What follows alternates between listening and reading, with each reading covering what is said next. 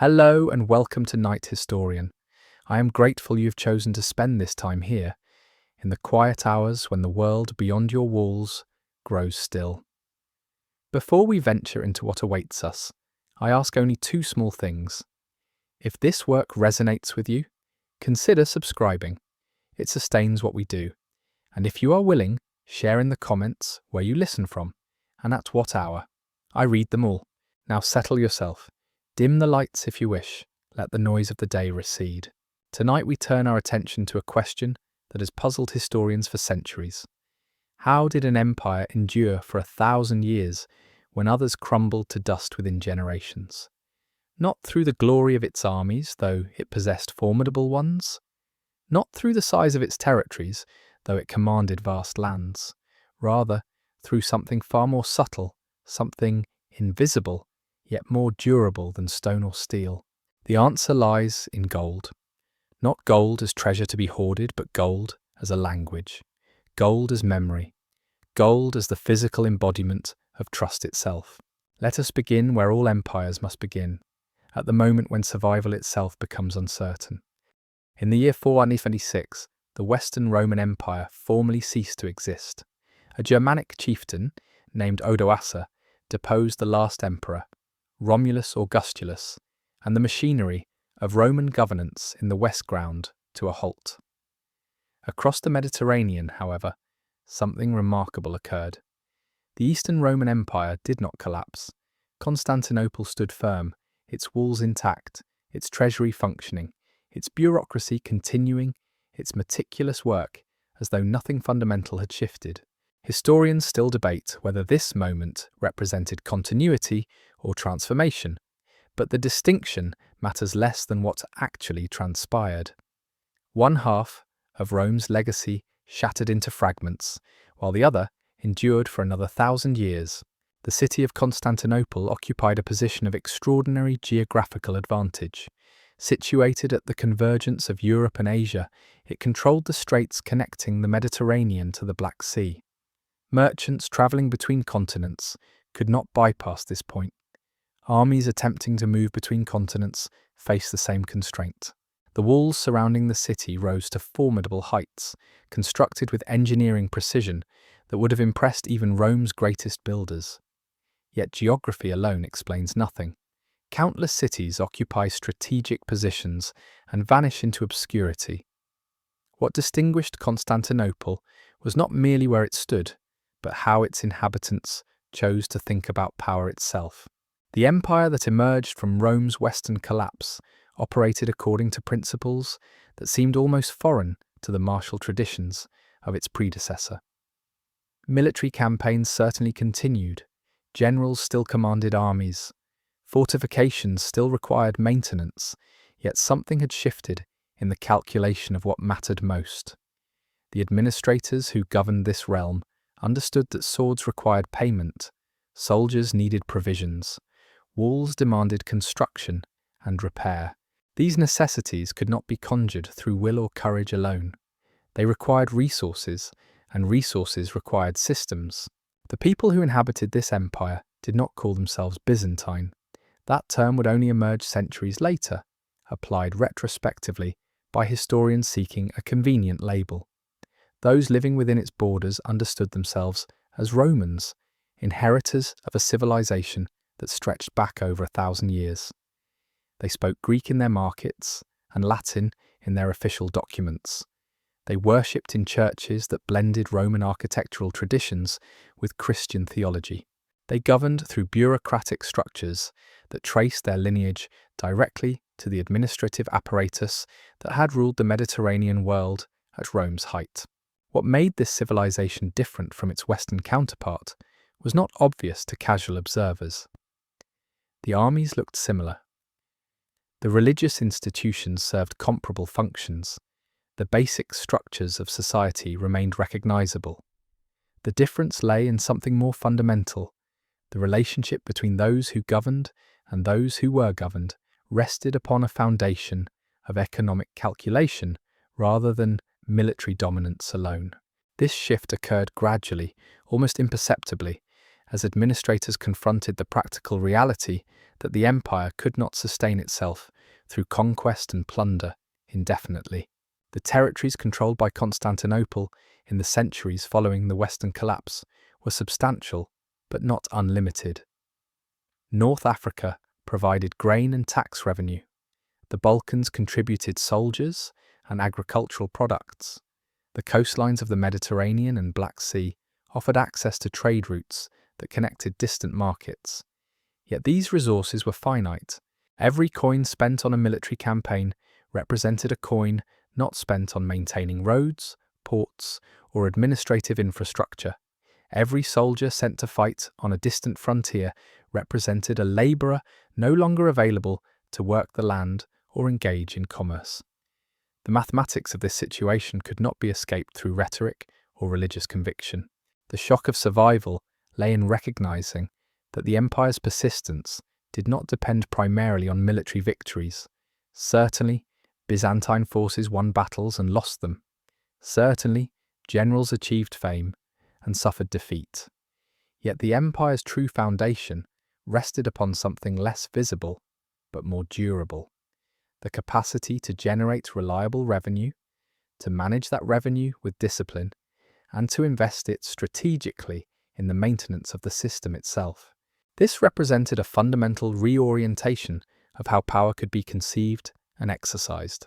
Consider the perspective of a provincial administrator in the 6th century. This figure occupied a position of considerable responsibility but limited autonomy. From Constantinople, detailed instructions arrived regarding taxation rates, census procedures, and the allocation of resources. These instructions were not suggestions or guidelines. They represented the will of a centralized authority that maintained meticulous records of every province's contributions and obligations. The administrator who deviated from these instructions faced consequences. The administrator who exceeded his authority in spending faced investigation. This system of accountability extended throughout the empire, creating a network of officials whose primary loyalty belonged not to local interests, but to the imperial center. Such a system required something that most empires of the era lacked: a shared understanding that the rules applied equally to all participants. A general commanding armies could not simply seize provincial resources for his own purposes. A provincial governor could not decide unilaterally to reduce tax collection to curry favor with local populations. A merchant could not arbitrarily set prices without regard to imperial standards. The system functioned because the people within it accepted that their individual interests were subordinate to the collective interest in maintaining the apparatus itself. This acceptance did not emerge from moral philosophy or religious teaching alone. It emerged from the recognition that the system generated benefits for all participants, provided they remained within its bounds. The paradox of Byzantine survival lay in this very recognition.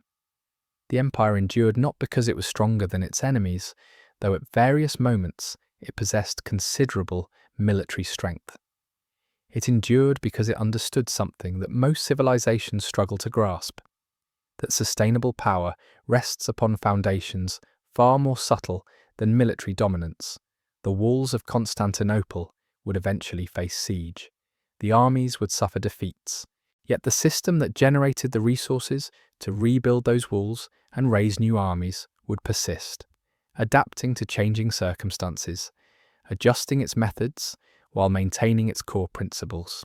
What came before this moment of divergence was Rome at its height, a civilization that had conquered through military superiority and maintained control through the threat of force. What emerged after was something different: a civilization that would conquer through economic integration and maintain control through the creation of systems so efficient, so rational, and so beneficial to participation that resistance seemed irrational. The transition between these two modes of power would occupy the next 1,000 years, and in that transition lay the secret that historians would spend centuries attempting to unravel. Within the palace complex at Constantinople, rooms existed that few visitors ever glimpsed. These chambers contained no treasures, no artwork, no objects of obvious value. Instead, they held something far more precious to the empire's survival: records. Papyrus scrolls filled wooden cases, organized according to systems that had evolved over centuries. Wax tablets captured temporary notations that would later be transcribed into more permanent forms. Scribes worked in these spaces with methodical precision, their hands moving across surfaces in patterns refined through repetition and training. The scratching of quills against papyrus created a constant, almost meditative sound that formed the acoustic backdrop to imperial governance. These administrative centres represented something revolutionary for their time. Most empires of the era governed through personal relationships, military loyalty, and the charisma of individual leaders. A king's authority derived from his reputation as a warrior or his connection to divine favour. His commands flowed outward through networks of personal allegiance, and compliance depended largely upon the fear or respect inspired by his person. Byzantine governance operated according to different principles. Authority derived not from individual personality, but from institutional position. A provincial governor exercised power not because the emperor personally knew him or trusted him, but because the system designated him to occupy that role. His authority extended only as far as the written instructions from Constantinople permitted. His actions were subject to review and audit. His tenure could be terminated if his performance fell short of established standards. This bureaucratic structure required something that most contemporary societies lacked: a shared commitment to written rules and systematic procedures. When a tax collector arrived in a village, he carried with him documents specifying exactly how much could be collected, from whom, and according to what schedule. These documents were not negotiable. They could not be modified based on local circumstances or the collector's personal judgment. The system functioned because both the collector and the collected from understood that the rules applied universally. A wealthy landowner could not bribe his way to a lower assessment. A poor farmer could not appeal to the collector's mercy for a reduction. The rules were the rules, and their impersonal nature constituted their strength rather than their weakness. The census represented one of the empire's most ambitious administrative undertakings. Periodically, officials would conduct comprehensive surveys of every province, documenting the population, the land holdings, the productive capacity of each region. These surveys served multiple purposes simultaneously. They provided the information necessary to assess taxation fairly and comprehensively. They identified potential sources of military recruitment. They tracked changes in population and economic activity over time. The data collected through these surveys flowed back to Constantinople, where it was compiled, analysed, and stored in the administrative archives. A provincial administrator could not simply claim that his region was too poor to pay more taxes. The census data provided objective evidence of productive capacity. An official attempting to conceal resources faced the risk of exposure through comparison with previous surveys or neighbouring regions. The sophistication of Byzantine record-keeping extended to financial matters with particular intensity. Every coin collected as tax revenue entered the imperial treasury through documented channels. Officials responsible for collection maintained detailed accounts of receipts. These accounts were cross-checked against expenditure records. Discrepancies triggered investigations. An official who could not account for collected revenues faced serious consequences, ranging from financial penalties to removal from office. This system of accountability created powerful incentives for honest administration. Corruption certainly occurred, as it does in any human institution, but the mechanisms for detecting and punishing it functioned with remarkable effectiveness for the era.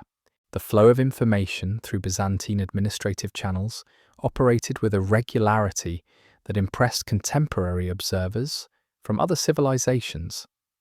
A decision made in Constantinople could reach provincial administrators within weeks or months, depending on distance and seasonal conditions. Reports from the provinces travelled back to the capital with comparable speed. This communication network relied upon a combination of factors: maintained roads that facilitated travel, a postal system that operated according to established schedules, and officials trained to compose clear, written reports that could be understood by administrators unfamiliar with local conditions. The system was not perfect. Messages sometimes failed to arrive. Misunderstandings occasionally occurred. Yet the overall effectiveness of Byzantine communication far exceeded that of contemporary empires. The personnel who staffed this bureaucratic apparatus came from diverse backgrounds. Some rose from aristocratic families with long histories of imperial service. Others emerged from merchant families or military backgrounds. Advancement through the ranks depended substantially upon demonstrated competence rather than birth alone. A talented administrator from a modest background could rise to positions of considerable authority if he demonstrated the ability to manage resources effectively and maintain accurate records. This meritocratic element, though limited by modern standards, represented a significant departure from the hereditary systems that governed most contemporary societies. The incentive structure encouraged capable individuals to seek positions within the imperial administration, knowing that advancement was possible for those who performed well. The cost of maintaining this bureaucratic apparatus was substantial. Thousands of officials required salaries. The administrative infrastructure itself consumed resources. The production of documents required supplies of papyrus, ink, and other materials. The maintenance of roads and communication networks demanded constant investment. Yet the empire recognized these costs as necessary expenses, not luxuries to be eliminated during difficult periods. The system generated sufficient revenue to sustain itself and produce surpluses that could be allocated to military defense, infrastructure maintenance, and strategic reserves. This represented a fundamentally different calculation than that employed by empires that viewed bureaucratic administration as an expense to be minimized, rather than an investment to be maintained. The psychological impact of this administrative system extended beyond mere efficiency. Individuals living within the empire understood that their interactions with the state followed predictable patterns governed by established rules. A merchant could anticipate what tariffs would be charged on his goods. A landowner could calculate what portion of his harvest would be claimed as tax. A soldier could expect regular payment for his service. This predictability created a sense of order that transcended the mere mechanics of administration. People could plan their lives with greater confidence when they understood the rules that governed their interactions with authority. This confidence, in turn, reduced the need for coercive enforcement. Most individuals complied with regulations not primarily from fear of punishment, but from recognition that the system operated fairly and consistently. What emerged from this invisible architecture was something that contemporary observers struggled to comprehend. The empire did not govern through the personal magnetism of its ruler or the terror inspired by its armies, though both factors played roles. Rather, it governed through the creation of systems so comprehensive, so rational, and so effective that resistance seemed futile and participation seemed advantageous. The true power of Byzantine lay not in what could be seen, the walls, the armies, the palaces, but in what could only be perceived through its effects. The reliable collection of taxes, the maintenance of infrastructure, the predictable allocation of resources, the orderly succession of officials, the preservation of institutional memory across generations.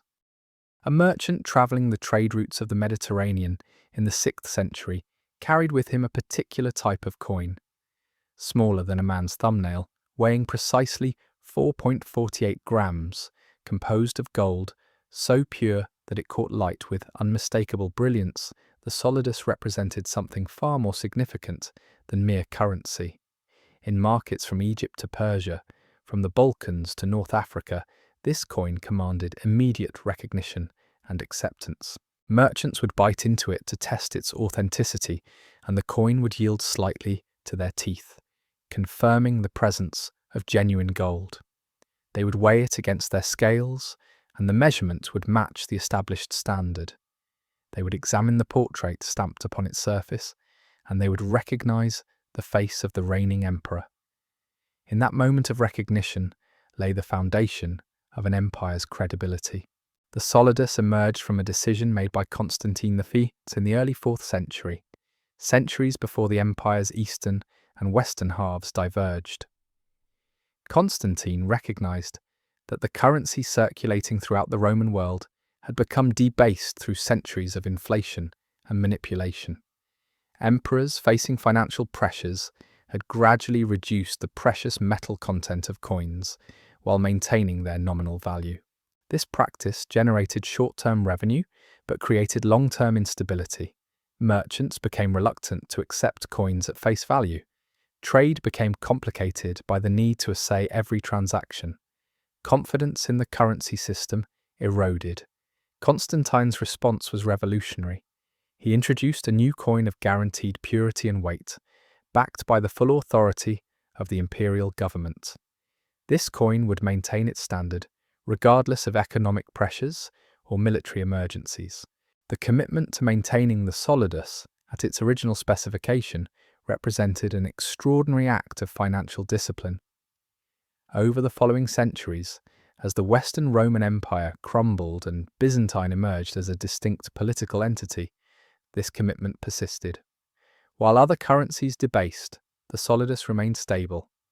While other empires manipulated their money supplies to finance military campaigns or court expenditures, Byzantine resisted the temptation. The solidus maintained its weight and purity for approximately 700 years, a span of time during which countless political changes occurred. Military campaigns were fought, and dynasties rose and fell. Yet the coin remained constant. This constancy created psychological effects that extended far beyond the mechanics of commerce. Merchants understood that a solidus accepted today would retain its value tomorrow. A farmer who received solidus coins as payment for his grain could store them with confidence that they would purchase equivalent goods in future years. A soldier who accumulated solidus coins through his military service could plan for his retirement, knowing that his savings would not evaporate through inflation. This confidence in currency stability created a foundation upon which complex economic activity could develop. Long-term contracts became possible. Investment in productive enterprises made sense. The entire apparatus of commerce could function with greater efficiency when participants trusted that the medium of exchange would maintain its value. The minting of the solidus occurred in carefully controlled facilities within Constantinople and other imperial cities. The process began with raw gold, which was refined to the required purity through chemical processes that had been perfected over centuries. The refined gold was then formed into small blanks of precise weight.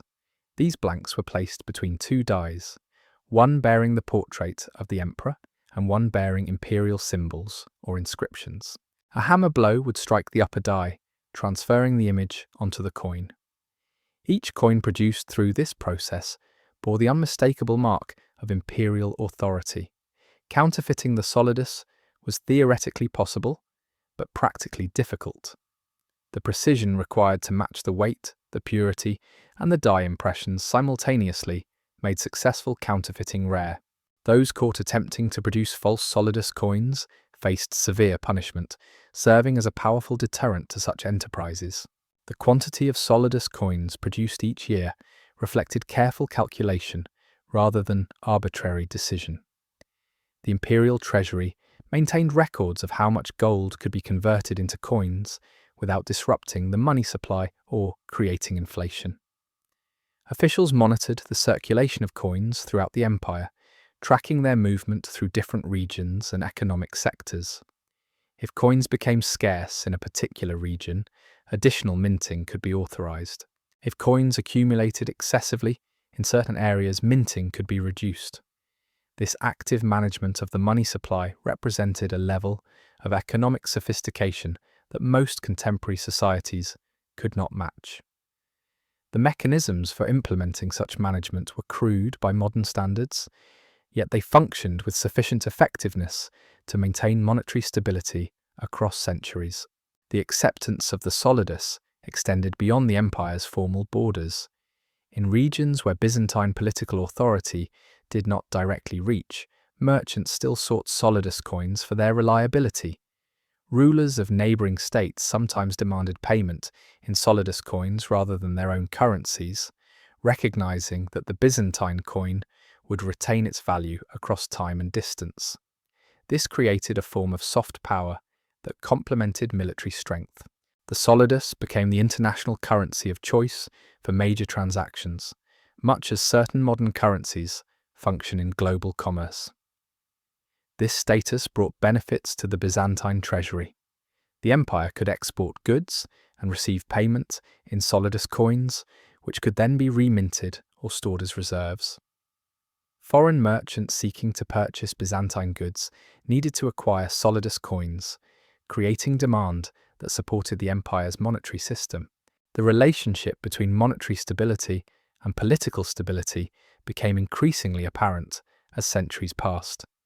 In periods when the empire maintained the solidus at its standard weight and purity, economic activity flourished, trade expanded, tax revenues increased, the treasury accumulated surpluses that could be allocated to military defence or infrastructure maintenance.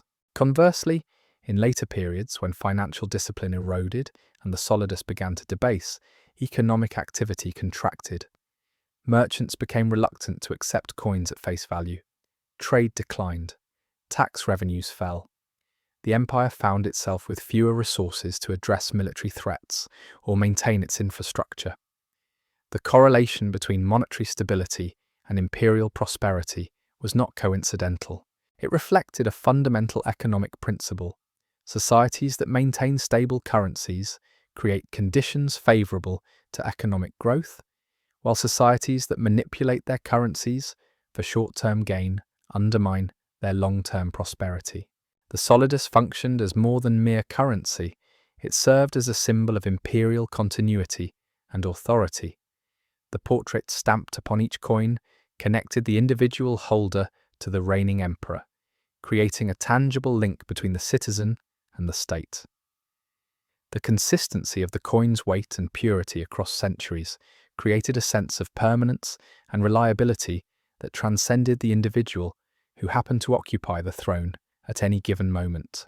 A merchant handling a solidus coin minted 50 years earlier would recognize it as legitimate currency, indistinguishable from newly minted coins. This consistency communicated a powerful message. The empire endures.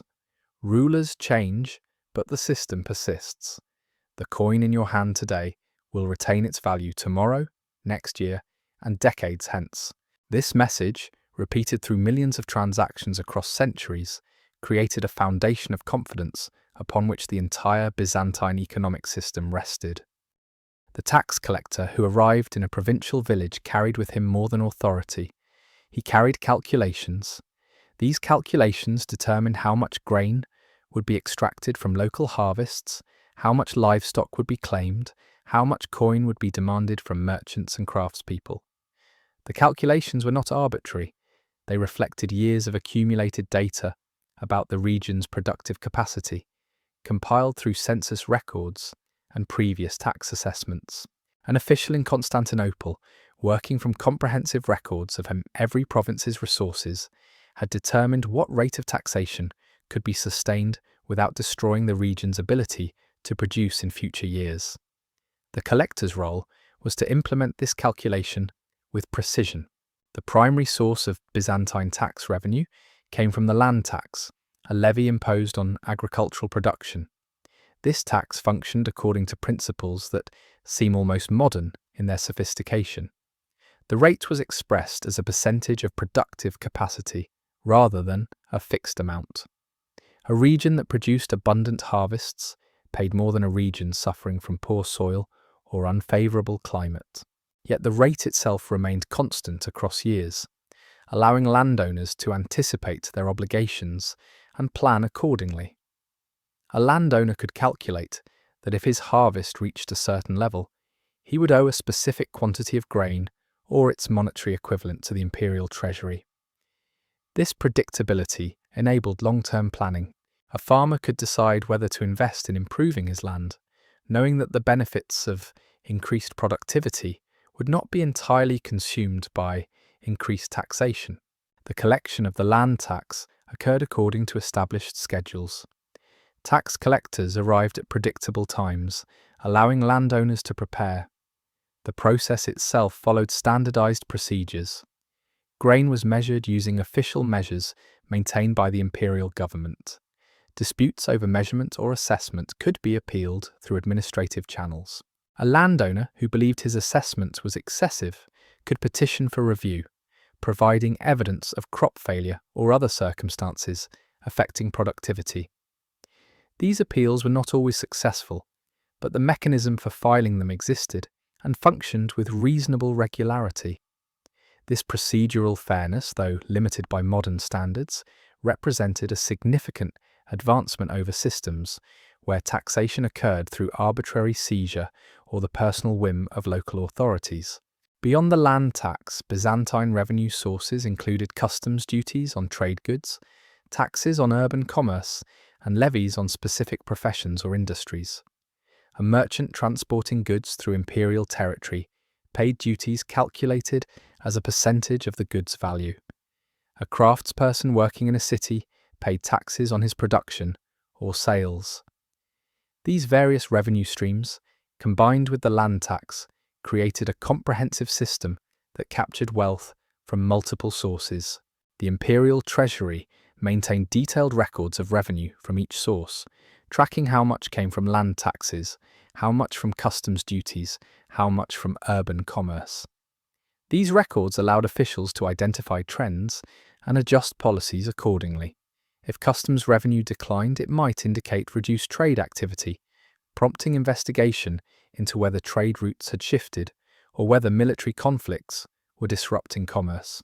The calculation of sustainable taxation rates represented one of Byzantine's most significant economic achievements. Officials recognized that taxation rates that extracted too much wealth would discourage productive activity. A farmer who saw most of his harvest claimed by taxes would have little incentive to invest in improving his land or expanding production. A merchant facing excessive duties would seek alternative trade routes or reduce his commercial activity. Conversely, taxation rates that extracted too little would fail to generate sufficient revenue for the empire's needs.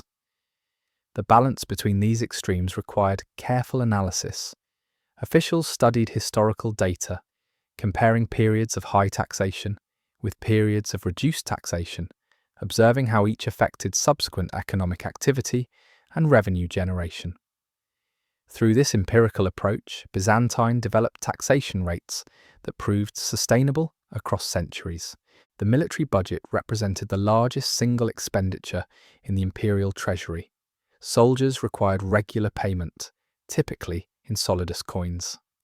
The amount allocated to military spending fluctuated based on security threats and strategic priorities, but it generally consumed between 30 and 50% of total revenue. This proportion reflected a deliberate calculation. The empire needed sufficient military strength to defend its territories and deter potential invaders, yet it could not allocate so much to military spending that other essential functions suffered. Roads required maintenance, administrative infrastructure needed funding. The palace and court consumed resources. The balance between these competing demands required constant adjustment. During periods of heightened external threat, military spending might increase to 60% or more of revenue. During more peaceful periods, the proportion might decline, allowing greater investment in infrastructure or administrative functions. The concept of economic carrying capacity guided Byzantine financial planning. Officials understood that every province had limits to how much wealth could be extracted without causing economic collapse. A region could sustain taxation at a certain rate indefinitely, but push beyond that rate and productivity would decline, eventually reducing total revenue. This understanding led to policies that seem counterintuitive from the perspective of short-term gain. Rather than maximizing taxation in every province, Byzantine officials sometimes deliberately maintained lower rates in regions showing signs of economic stress. This restraint allowed the region to recover economically, eventually generating higher revenues than would have been possible through aggressive extraction. The practice reflected a long-term perspective that prioritized sustained revenue over immediate gain. The compilation of financial data occurred through systematic procedures that channeled information from provincial administrators to the imperial treasury. Each province submitted regular reports detailing revenue collected, expenditures authorized, and current economic conditions. These reports were compiled into comprehensive summaries that provided the imperial government with detailed knowledge of the empire's financial situation. An official reviewing these summaries could identify which provinces were generating strong revenue and which were struggling. He could observe trends over multiple years, noting whether revenue was increasing or declining. He could compare the performance of different provinces, identifying which administrators were managing their territories effectively and which required replacement or additional oversight. This information flow created accountability throughout the system. The precision of Byzantine financial management extended to the maintenance of reserves. The imperial treasury maintained stores of gold and silver, accumulated during periods of surplus revenue. These reserves served multiple purposes. They provided resources for emergency expenditures during military crises or natural disasters. They allowed the empire to maintain spending during periods when revenue declined due to poor harvests or disrupted trade. They functioned as backing for the monetary system, ensuring that the Solidus retained its value even during periods of economic stress. The size of these reserves fluctuated based on economic conditions and strategic needs, but the principle of maintaining reserves remained constant across centuries. Officials understood that reserves represented insurance against future uncertainty, an investment in stability that justified the opportunity cost of not spending those resources immediately. The relationship between taxation, revenue generation, and military capability created a virtuous cycle during periods of effective governance. Stable taxation rates encouraged economic activity, which increased productive capacity and generated higher revenues. Higher revenues allowed the empire to maintain stronger military forces and invest in infrastructure, which further encouraged economic activity. This positive feedback loop sustained itself across decades and centuries, creating conditions for long-term prosperity. Conversely, when financial discipline eroded and taxation became arbitrary or excessive, the cycle reversed. Economic activity declined, revenue fell, military capacity weakened, and the empire found itself vulnerable to external threats. The mathematics of power, it turned out, favoured those who understood these relationships and maintained the discipline to act upon that understanding. A general commanding Byzantine forces in the 7th century received intelligence that a neighbouring territory lay vulnerable to conquest. The region's defences were weakened, local populations were divided. A military campaign could potentially expand imperial territory significantly. The general petitioned Constantinople for authorization to launch the offensive. The response from the imperial capital came back negative. The campaign would not proceed. The general received instead instructions to maintain defensive positions and avoid unnecessary military engagement. The decision frustrated the military commander, who saw opportunity slipping away. Yet this moment of refusal represented something essential to Byzantine survival: the capacity to recognize that not every opportunity should be pursued, regardless of its apparent attractiveness. The temptation toward military overextension confronted every empire that possessed significant military capability. Success in one campaign created momentum for additional campaigns. Generals who achieved victories gained prestige and influence. Populations celebrated military triumphs. The psychological pressure to continue expanding, to demonstrate strength through conquest, operated constantly.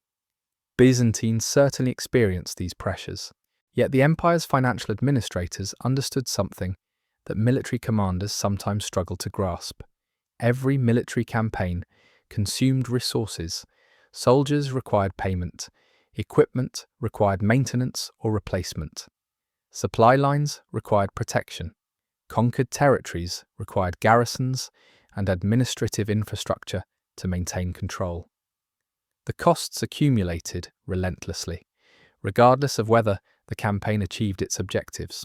The decision to refrain from military action when action seemed possible represented a form of courage distinct from the courage displayed on battlefields. It required confidence in the empire's long-term security that transcended the immediate temptation of territorial expansion. It demanded that leaders prioritize institutional survival over personal glory. It necessitated the ability to explain to disappointed generals and ambitious courtiers why the empire would not pursue available military opportunities. These explanations could not rest upon cowardice or weakness.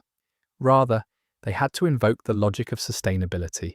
The empire would preserve its strength by avoiding overextension, maintaining its resources, and remaining prepared to defend against genuine threats, rather than pursuing optional conquests. The principle of strategic restraint manifested in multiple forms throughout Byzantine governance.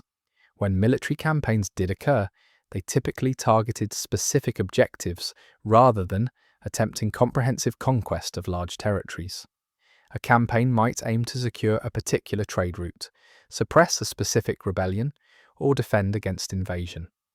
Once the objective was achieved, the military forces would withdraw rather than attempting to consolidate control over broader regions. This approach minimized the resources consumed by military activity while still addressing legitimate security concerns. It also reduced the likelihood of becoming entangled in prolonged conflicts that would drain the treasury without generating corresponding benefits. The maintenance of defensive infrastructure received consistent investment, even during periods when external threats seemed minimal. Walls surrounding cities were regularly repaired and strengthened. Garrison forces were maintained at established levels. Supply depots were stocked with provisions and military equipment. This investment in defense reflected the recognition that military readiness required constant maintenance. A wall allowed to deteriorate could not be quickly restored when threats emerged. Soldiers trained for years could not be instantly replaced if forces were depleted. The discipline to maintain defensive infrastructure during peaceful periods seemed less glamorous than launching military campaigns, yet it proved far more effective in ensuring long-term security. The decision to pay tribute to external powers rather than fight represented perhaps the most challenging form of restraint. When powerful neighbours demanded payment in exchange for peace, the instinct of military leaders was to refuse and prepare for battle. Yet Byzantine officials sometimes chose differently. They calculated whether the cost of tribute was less than the cost of military conflict. If the mathematics favoured payment, they authorised it. This decision generated considerable criticism from those who viewed payment as humiliation or weakness. Yet from the perspective of financial sustainability, the logic was sound.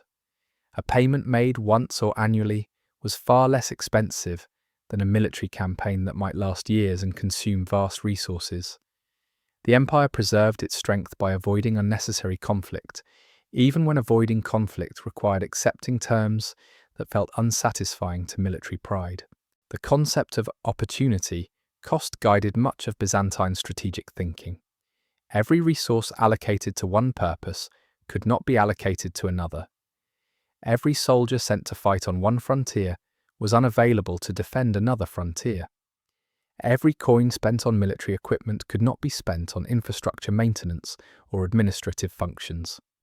The recognition of these trade-offs led to careful prioritization. The empire identified its most vital interests and concentrated resources on protecting those interests. Secondary objectives received lower priority. Tertiary objectives might be abandoned entirely if resources were needed elsewhere. This ruthless prioritization frustrated those who wanted to pursue every possible advantage, yet it enabled the empire to survive across centuries when less disciplined competitors exhausted themselves through overextension. The relationship between restraint and credibility operated in subtle ways. When Byzantine negotiated with external powers, those powers understood that the empire would not commit resources to conflicts it could not sustain. This reputation for financial discipline and strategic rationality made Byzantine a more predictable negotiating partner. Foreign rulers could believe that agreements reached with Byzantine would be honoured, because the empire would not enter into commitments it could not afford to maintain. This credibility reduced the likelihood of misunderstandings that could escalate into conflict. It also made Byzantine a more attractive alliance partner for other states seeking reliable cooperation. The empire's reputation for restraint and rational calculation, though sometimes frustrating to military commanders, created diplomatic advantages that complemented military strength. The training of military commanders included instruction in the principles of sustainable warfare. Commanders learned to calculate the resources required for campaigns and to understand the constraints imposed by the empire's financial situation.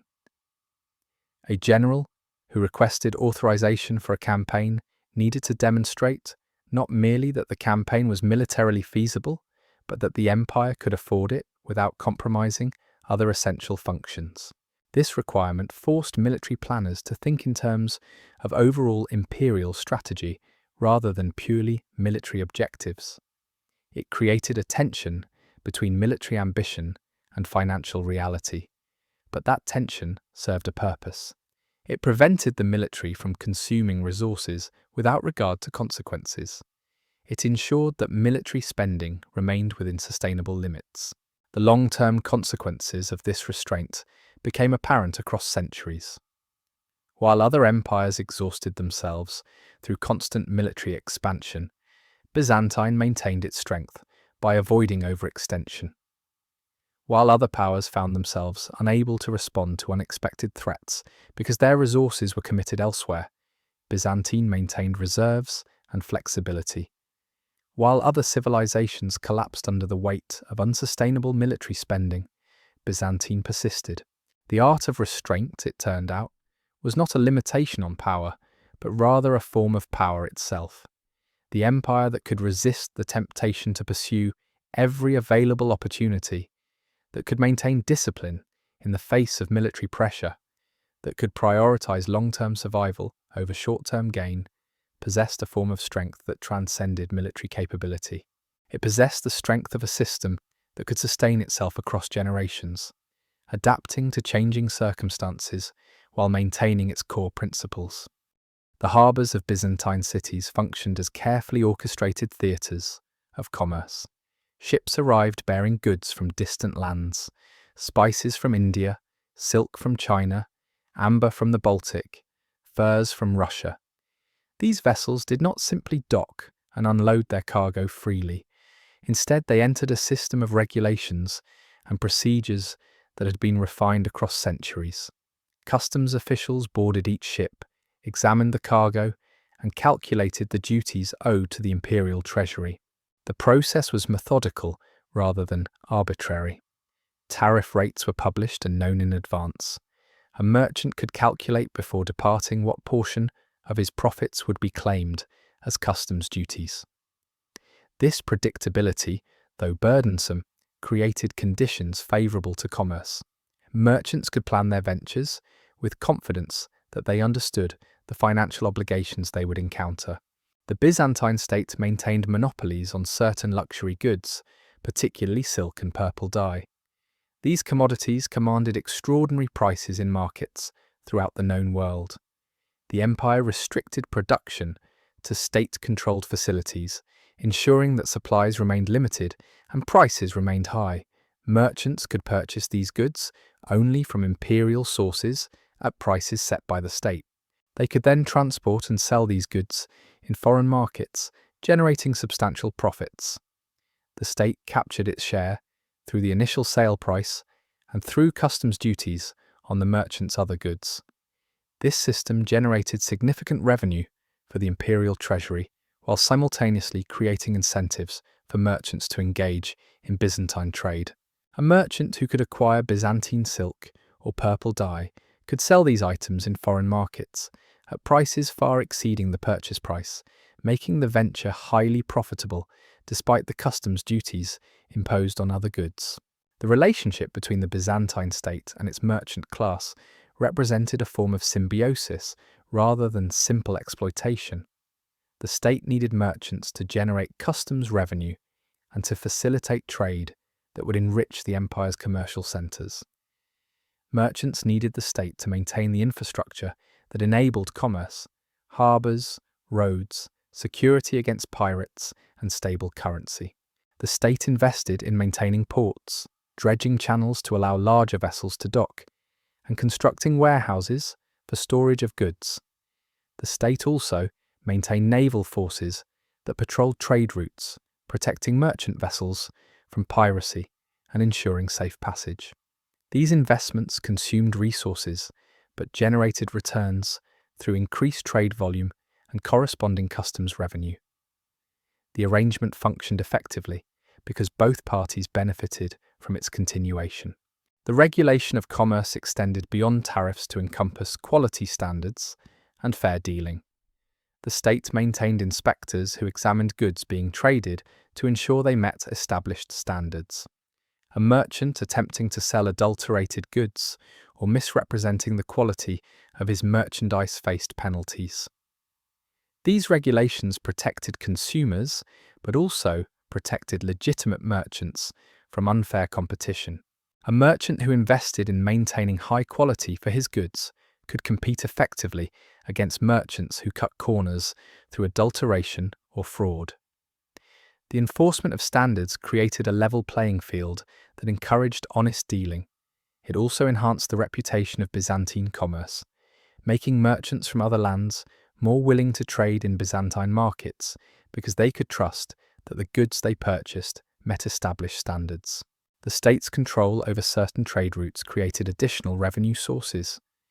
Goods travelling overland through Byzantine territory paid duties at established checkpoints. A merchant transporting goods from one foreign market to another through Byzantine territory could not avoid these duties by taking alternative routes.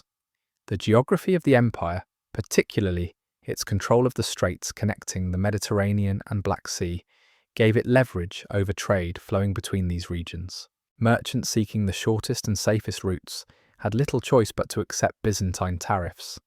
This geographic advantage translated directly into revenue. The empire did not need to produce all the goods it taxed, it merely needed to control the routes through which goods flowed. This created a form of rent-seeking that generated substantial income without requiring significant productive activity from the state itself. The development of commercial networks created intelligence advantages that extended beyond mere economics. Merchants traveling to distant lands gathered information about political conditions, military capabilities, and economic opportunities in foreign territories. They observed which regions were prosperous and which were struggling. They noted which rulers were popular and which faced discontent. They learned about military movements and political alliances. This information, when reported to imperial officials, provided valuable intelligence for strategic planning. The state encouraged merchants to share such information by rewarding those who provided useful intelligence with favourable trading privileges or reduced tariffs. The relationship between commerce and intelligence gathering operated in both directions. Merchants benefited from imperial protection and infrastructure. The state benefited from the information merchants gathered during their travels. The state-owned trading companies represented a more direct form of commercial engagement.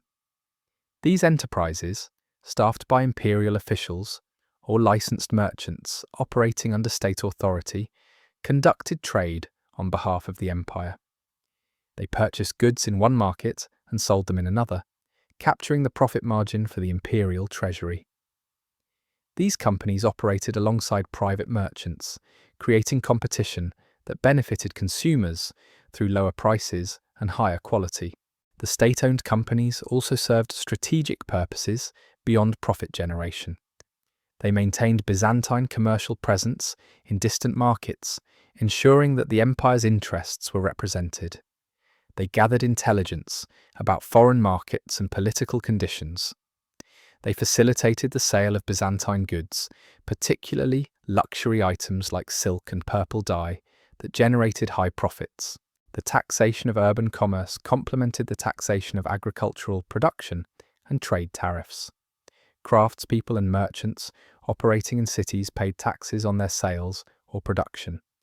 These taxes were calculated as percentages of revenue, allowing the state to capture a portion of commercial profits without destroying the incentive to engage in commerce.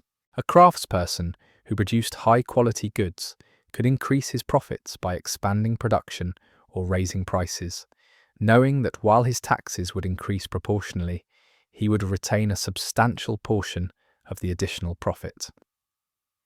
This arrangement created incentives for commercial activity and productive investment. It also ensured that as commerce expanded and cities grew wealthier, the state's revenue increased correspondingly. The infrastructure supporting commerce represented a substantial, ongoing investment. Harbours required maintenance and periodic dredging to remain functional. Roads required repair to facilitate merchant travel. The state maintained these facilities because the revenue generated through commerce exceeded the costs of maintenance. An official calculating the return on investment in harbour maintenance would observe that the customs duties collected from increased trade volume far exceeded the costs of dredging and repair. This economic logic justified continued investment in commercial infrastructure even during periods when military threats seemed to demand resource allocation elsewhere. The state understood that commerce generated revenue that could be allocated to military defence. Neglecting commercial infrastructure to prioritise military spending would ultimately reduce the revenue available for military purposes.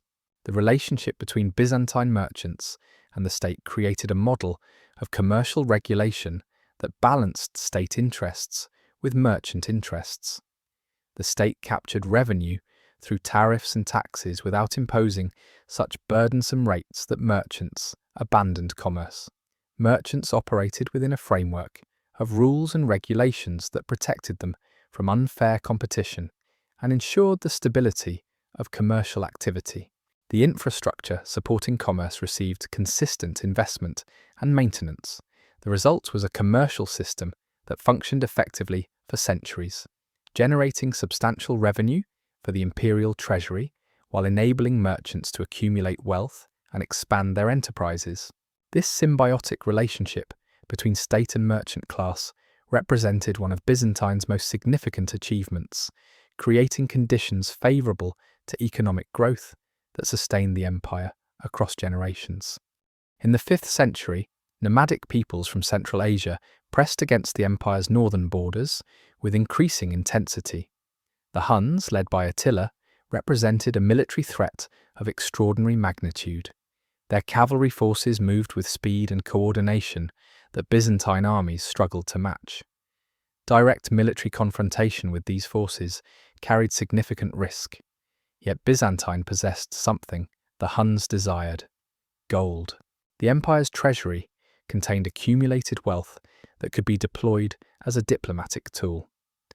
Rather than committing to a costly military campaign against an opponent whose military advantages were considerable, Byzantine officials negotiated. They offered tribute payments in exchange for peace. Attila accepted the arrangement, receiving annual payments of gold Solidus coins in return for refraining from military attacks on Byzantine territory. This arrangement generated considerable criticism from those who viewed tribute as humiliation or weakness.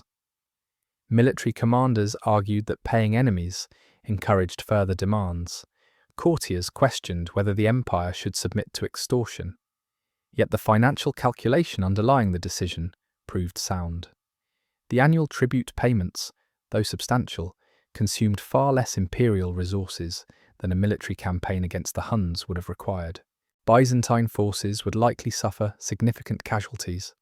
The campaign might extend over multiple years, consuming resources continuously.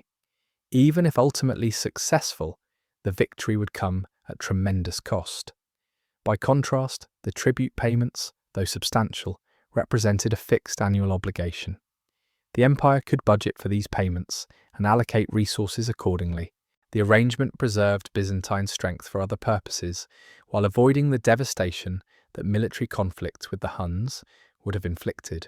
The use of gold as diplomatic currency extended beyond simple tribute payments. Byzantine officials employed gold strategically to influence the behavior of neighboring rulers and foreign powers. A ruler contemplating military action against the empire might receive an offer of payment in exchange for abandoning his plans. A rival claimant to a foreign throne might receive Byzantine support, including financial backing, in exchange for favourable treatment of Byzantine interests once he achieved power. These payments functioned as investments in political outcomes favourable to the empire. They represented an alternative to military intervention, often achieving desired results at lower cost and with less risk. The concept of buying peace rather than fighting for it reflected a fundamental shift in how power could be exercised. Military force remained important, but it was no longer the only tool available to rulers. A state possessing substantial financial resources could influence outcomes through economic means. It could bribe officials in foreign governments to act in its interests. It could subsidize friendly rulers to strengthen their positions against rivals. It could purchase the loyalty of mercenary forces. These economic tools did not replace military capability, but they complemented it. A state combining military strength with financial resources possessed greater flexibility than a state relying on military force alone. The diplomatic negotiations between Byzantine and neighbouring powers often centred on the question of tribute. Foreign rulers understood that Byzantine possessed gold and would use it to avoid military conflict if the price was acceptable. They calculated what payment would compensate them for refraining from military action. Byzantine officials, in turn, calculated what payment was less expensive than military defence. The negotiation process involved finding a price that both parties found acceptable. Sometimes, these negotiations succeeded, resulting in peace arrangements backed by tribute payments. Sometimes they failed, leading to military conflict. The outcome depended on the calculations of both parties regarding the relative costs of payment versus military action. The maintenance of diplomatic relationships through financial means required consistent funding. The imperial treasury needed to allocate resources for tribute payments and other forms of diplomatic spending. These allocations competed with other budget priorities, including military spending, infrastructure maintenance, and administrative functions. Officials had to balance these competing demands, ensuring that diplomatic spending remained within sustainable limits, while still providing sufficient resources to maintain peaceful relationships with powerful neighbours. The calculation was complex, involving estimates of the likelihood of military conflict, the probable costs of such conflict, and the amounts that foreign powers would accept as tribute. The psychological dimensions of gold diplomacy extended beyond mere calculation. When a foreign ruler received tribute payments from Byzantine, he experienced a form of validation. The payments demonstrated that the empire recognized his power and was willing to compensate him for maintaining peace. This recognition enhanced his prestige within his own realm. His subjects could observe that he had extracted payments from one of the world's most powerful empires. This enhanced prestige sometimes made rulers more willing to maintain peaceful relationships with Byzantine, as breaking such relationships would result in loss of the tribute payments and corresponding loss of prestige. The arrangement created incentives for both parties to maintain the status quo. The use of gold to influence foreign officials represented a more covert form of economic diplomacy. Byzantine agents operating in foreign capitals would identify officials who could be persuaded to act in Byzantine interests. They would offer payments, gifts, or other inducements in exchange for favourable treatment of Byzantine merchants, support for Byzantine-backed political candidates, or intelligence about foreign military plans. These payments operated outside formal diplomatic channels, creating deniability for both parties. A foreign official receiving such payments could claim that he was acting in his own government's interests rather than being bribed by a foreign power. Byzantine could claim that it was merely engaging in normal commercial activity rather than attempting to subvert foreign governments. The arrangement functioned because both parties benefited from the ambiguity. The effectiveness of gold diplomacy depended partly on the credibility of Byzantine's financial commitments. Foreign powers needed to believe that if they agreed to accept tribute payments, the payments would actually be made. Byzantine's reputation for honouring its financial obligations made such agreements possible.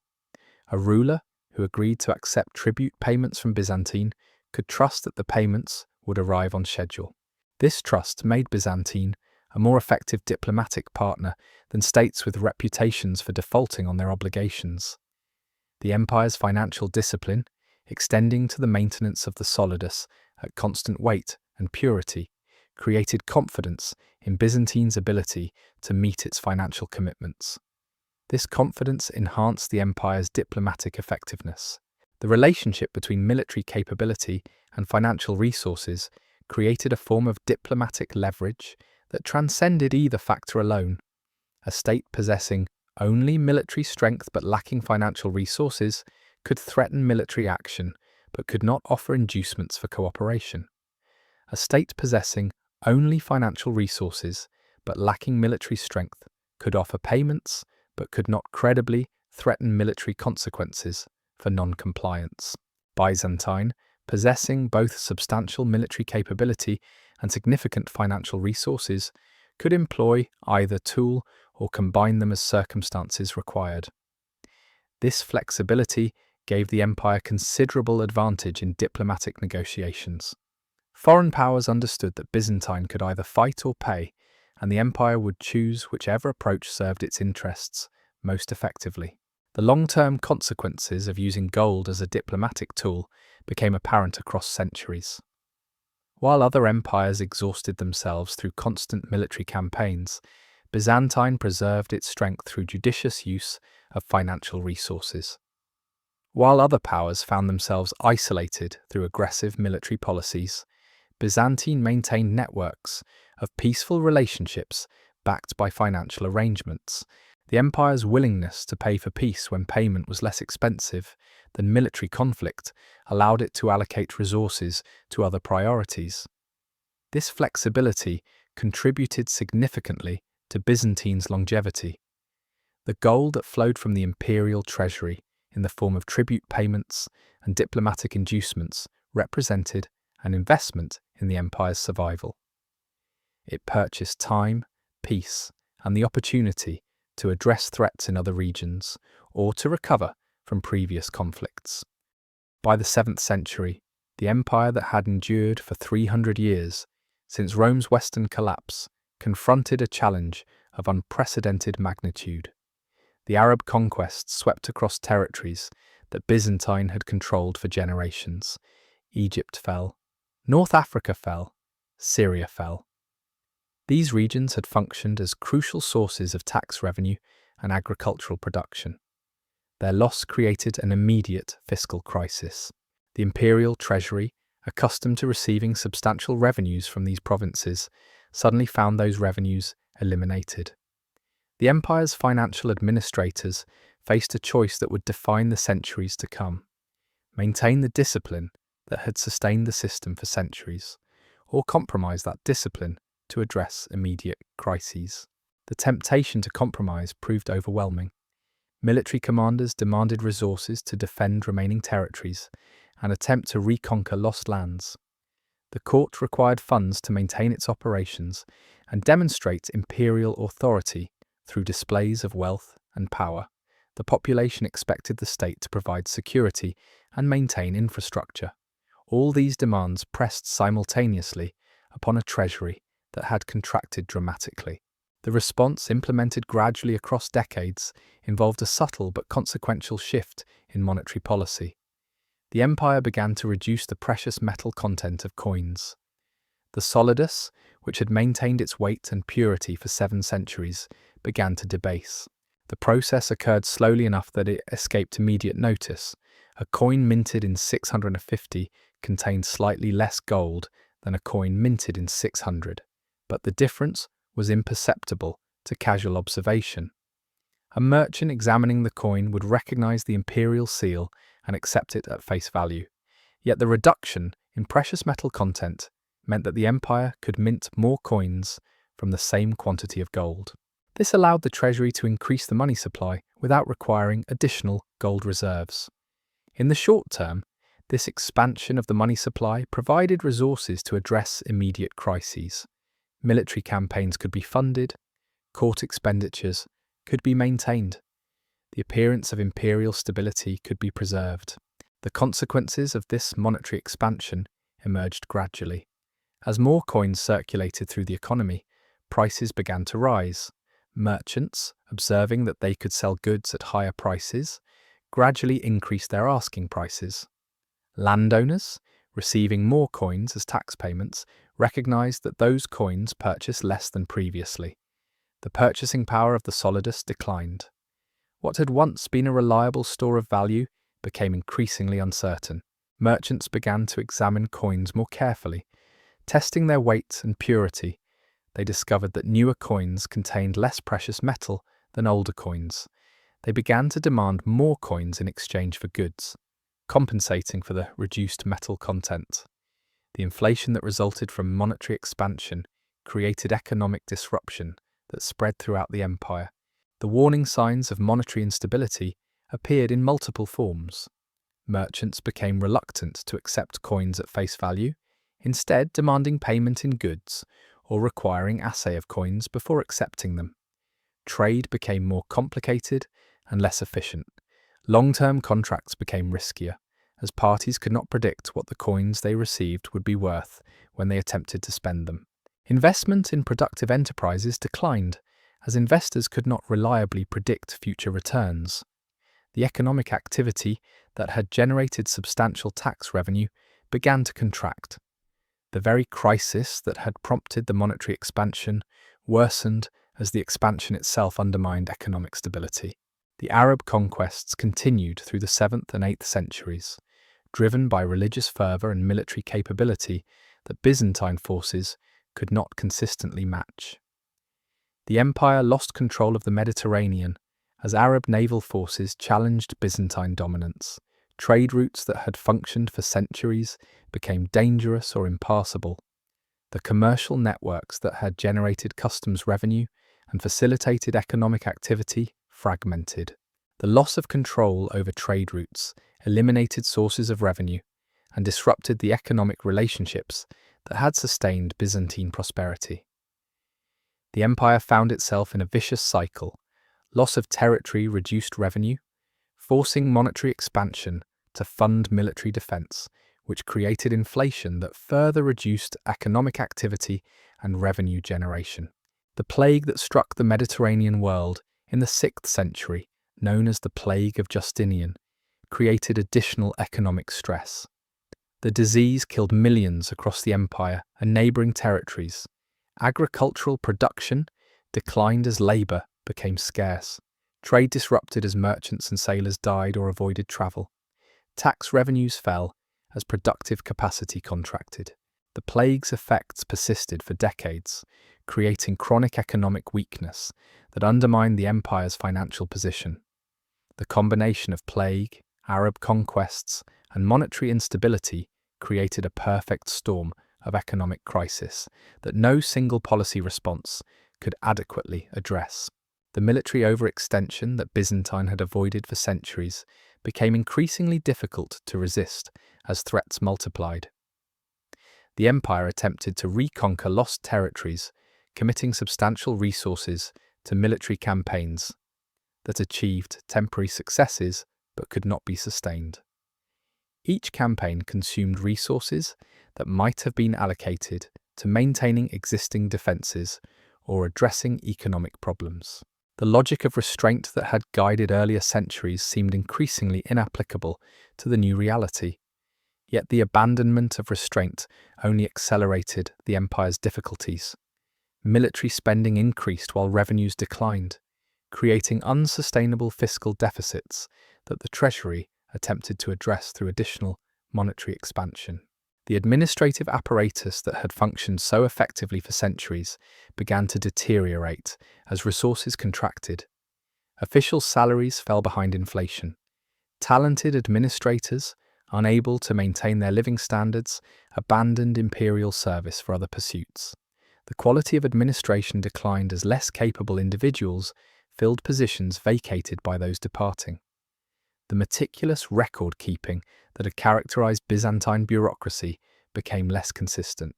The information flow that had enabled effective governance became less reliable. The system that had sustained itself through centuries of careful management began to unravel as the resources necessary to maintain it contracted. The loss of territorial control created cascading administrative failures. Provinces that had been integrated into the imperial system for centuries fell under Arab rule or became autonomous.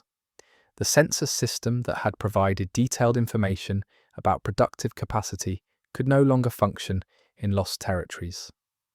The tax collection apparatus fragmented as provincial administrators lost contact with the imperial centre or shifted their allegiance to new rulers.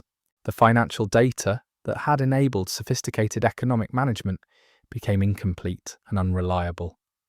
Officials in Constantinople found themselves increasingly uncertain about the empire's actual financial position, unable to make informed decisions about resource allocation. The transition from monetary stability to monetary instability represented a fundamental shift in how the empire functioned. For centuries, the solidus had served as a reliable store of value and medium of exchange. Merchants trusted it. Foreign powers accepted it. The stability of the currency had enabled long-term planning and investments. As the currency debased, this trust eroded. The psychological shift from confidence to uncertainty affected economic behavior throughout the empire. Merchants became reluctant to hold coins, preferring to convert them quickly into goods or land. Investors became unwilling to commit resources to long-term ventures whose returns would be paid in increasingly uncertain currency. The economy, that had functioned effectively under conditions of monetary stability, began to contract under conditions of monetary uncertainty. The cracks that appeared in the 7th and 8th centuries would widen across the following centuries, eventually contributing to the empire's transformation and eventual decline. Historians examining the remains of Byzantine civilization confront a fundamental challenge. The historical record is incomplete. Fire destroyed archives in Constantinople during various sieges and conflicts. Earthquakes toppled buildings that contained administrative records. The passage of centuries degraded papyrus documents that might have provided detailed information about economic conditions and policy decisions. What survives consists of fragments, coins bearing the portraits of emperors and the dates of their reigns, architectural remains that testify to periods of prosperity and periods of decline, scattered written accounts by chroniclers whose perspectives were often limited or biased. From these fragments, scholars attempt to reconstruct the financial history of an empire that endured for 1,000 years. The coins themselves tell stories that written documents cannot convey. A numismatist examining coins minted across different centuries observes clear patterns in the precious metal content. Coins from the 4th through 7th centuries maintain remarkable consistency in weight and purity. The Solidus of Constantinople differs imperceptibly from the Solidus minted 300 years later. Then, beginning in the 7th century, the pattern changes. Coins become progressively lighter. The gold content declines measurably. By the 9th century, coins that would have been recognized as Solidus in earlier periods contain substantially less precious metal. The physical evidence preserved in these coins documents the monetary instability that written sources describe only obliquely. Historians still debate the precise moment when Byzantine's economic decline became irreversible. Some scholars point to the Arab conquests of the 7th century as the critical turning point. The loss of Egypt, Syria, and North Africa eliminated sources of revenue and disrupted trade networks that had functioned for centuries. Without these territories, the argument goes, the empire could not sustain its previous level of prosperity. Other historians emphasize the importance of the monetary debasement that began in response to military crises.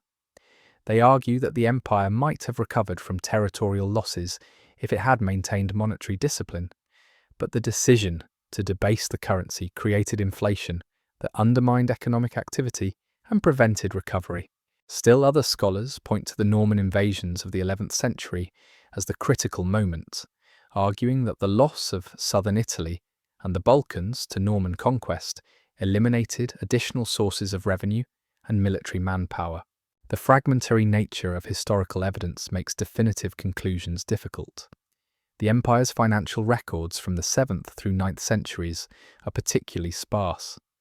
Officials in Constantinople certainly maintain detailed accounts of revenue and expenditure, yet most of these records have not survived.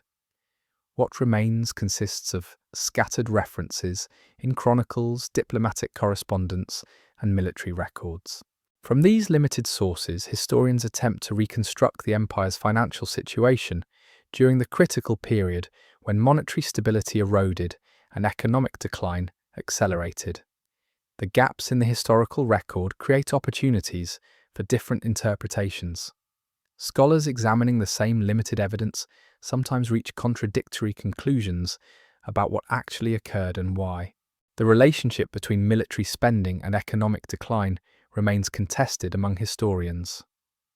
Some scholars argue that military overextension drained resources that might have been allocated to productive investment or infrastructure maintenance.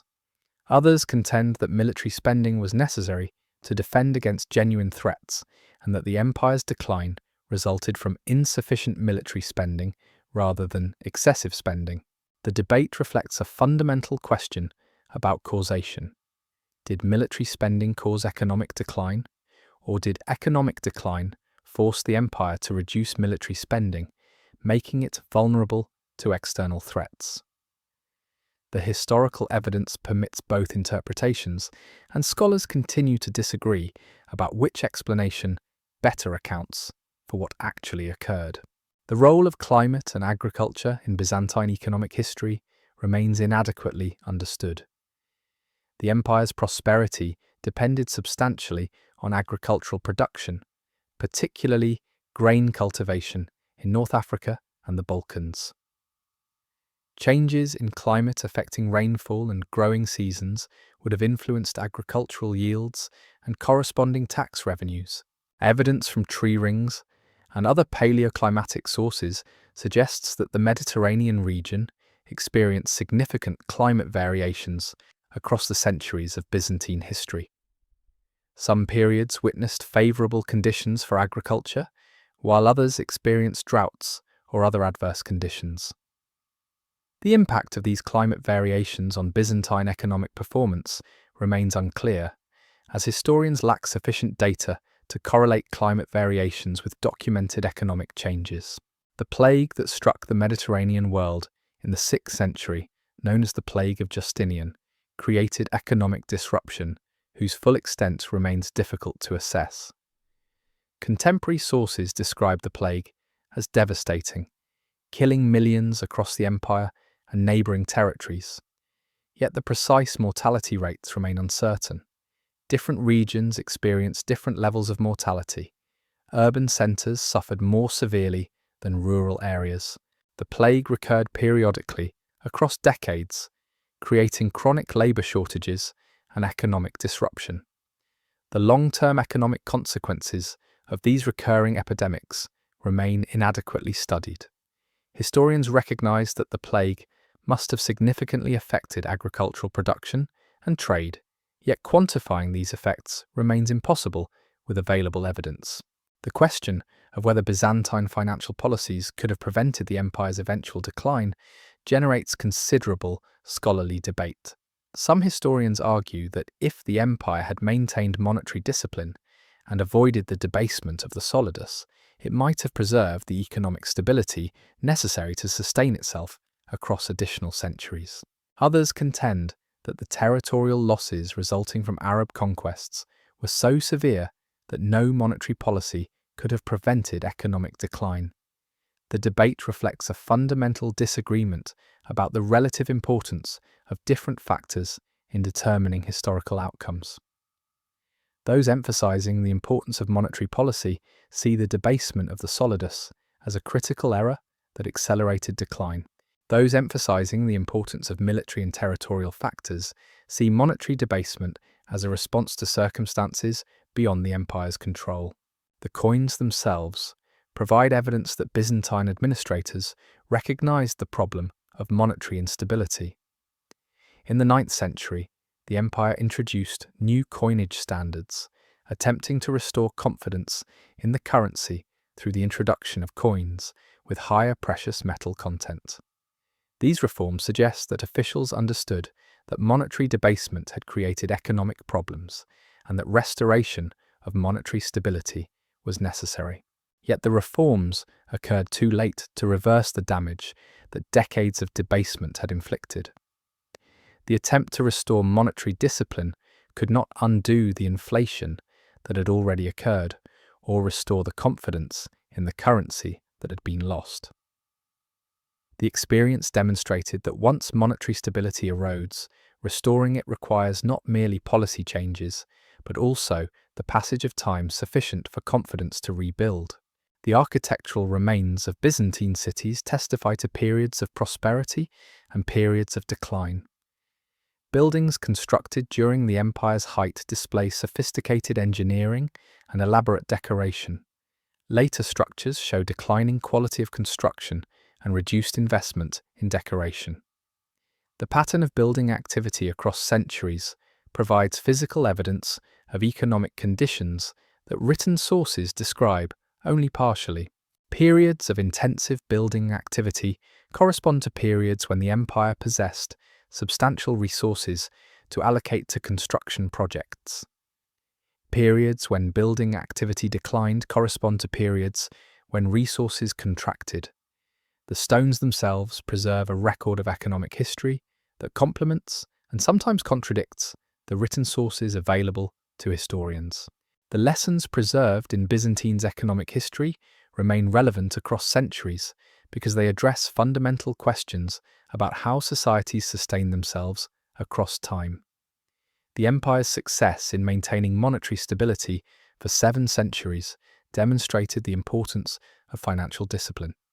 Its subsequent failure to maintain that discipline demonstrated the consequences of abandoning discipline under pressure.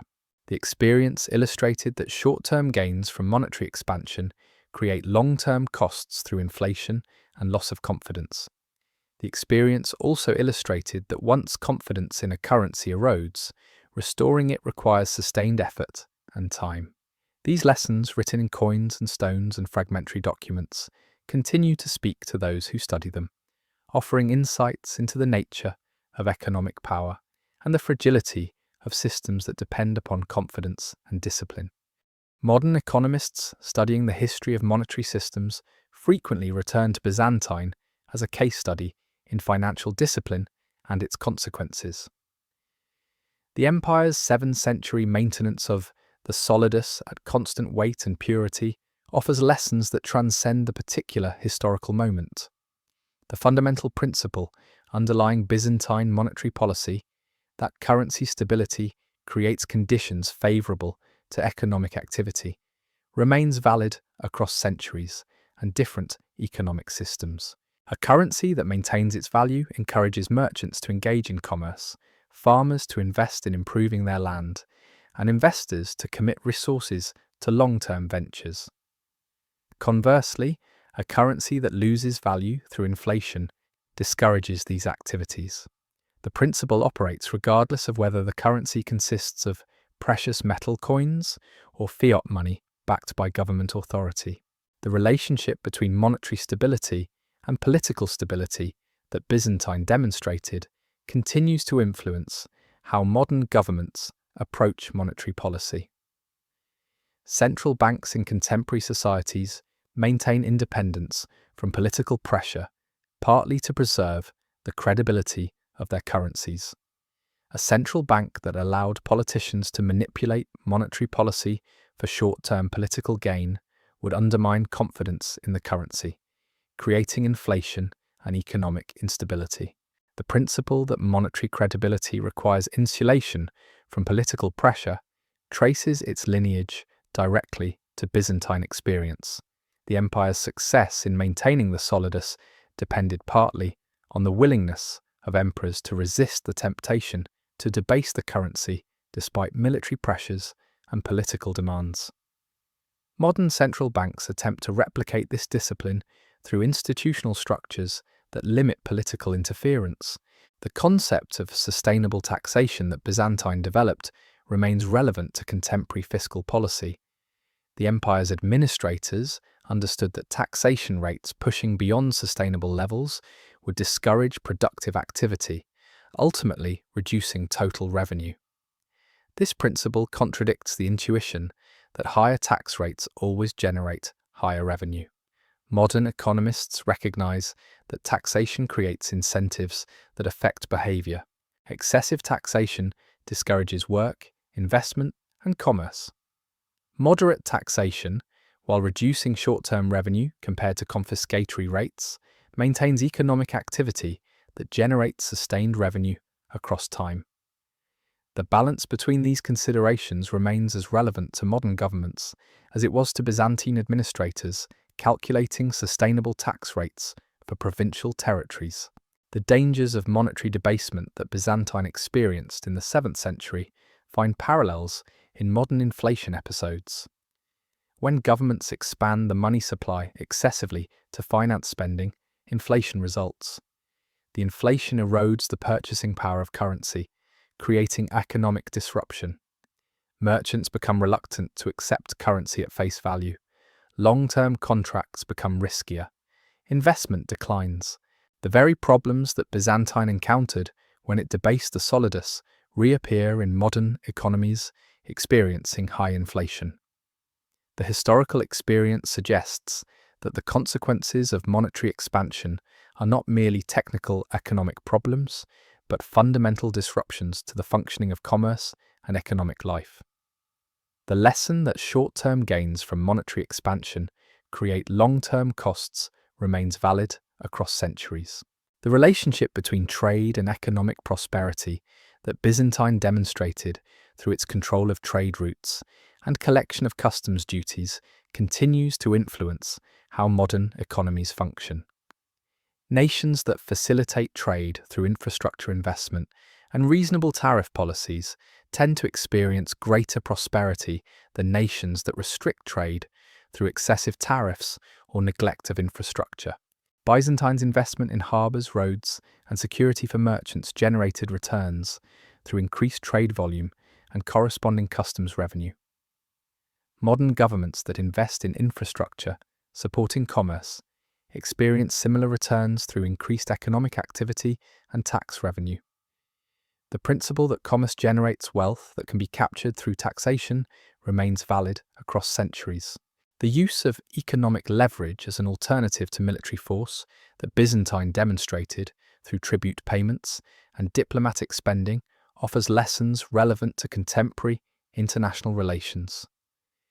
Nations possessing financial resources can influence outcomes through economic means without resorting to military action. Economic sanctions, trade agreements, and financial assistance can achieve diplomatic objectives that military force might accomplish only at greater cost and risk. Byzantine's willingness to pay tribute to avoid military conflict with the Huns represented a rational calculation that the cost of payment was less than the cost of military conflict. Modern nations similarly calculate whether economic measures can achieve objectives more efficiently than military action. The principle that economic power can substitute for military power in certain circumstances remains valid.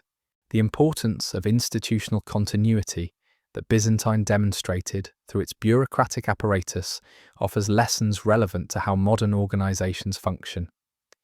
Institutions that persist across generations depend partly on written rules and systematic procedures that transcend individual personalities. Byzantine's administrative system functioned effectively because authority derived from institutional position rather than personal relationships. Officials could be replaced without disrupting the system because their authority derived from the positions they occupied rather than from personal loyalty to specific individuals. Modern organizations, whether governmental or commercial, function most effectively when they develop similar institutional structures.